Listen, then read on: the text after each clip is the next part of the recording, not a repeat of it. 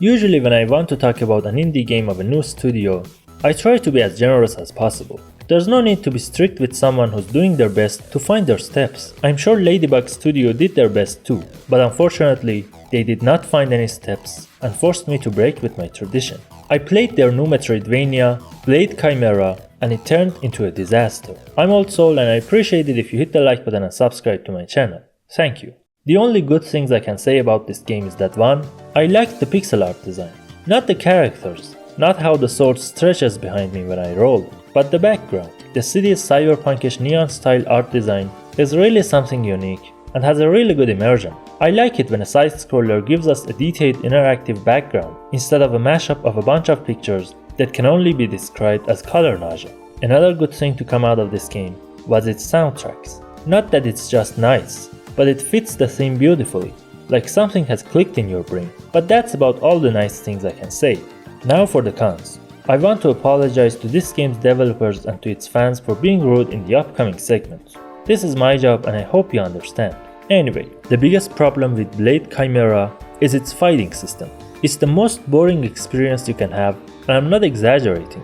You have a pistol that doesn't even need to be aimed, and a sword that seems to be more powerful, but it's not. This combination makes the gameplay to feel like the performance of the opening of Rush E.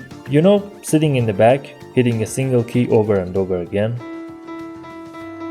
The good thing is, at least one of your hands will be busy with all the yawning and scratching your butt, and that makes it a little more challenging.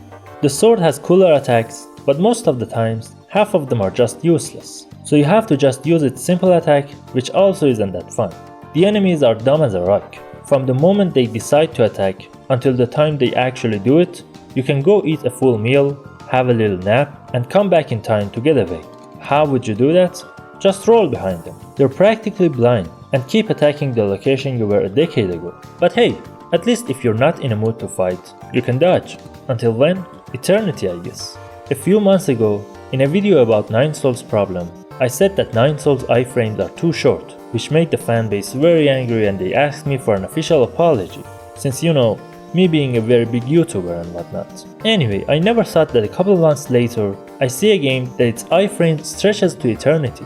As long as you roll, iframes won't end and nothing can hurt you, so basically Rush E on a different key. Platforming of Blade Chimera is alright.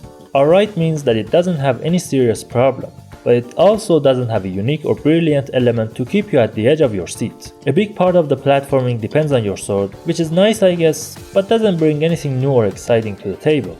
But as I said, it's far better than the fighting mechanics of the game. I talked about how I liked the art design, but there are problems to be found there too.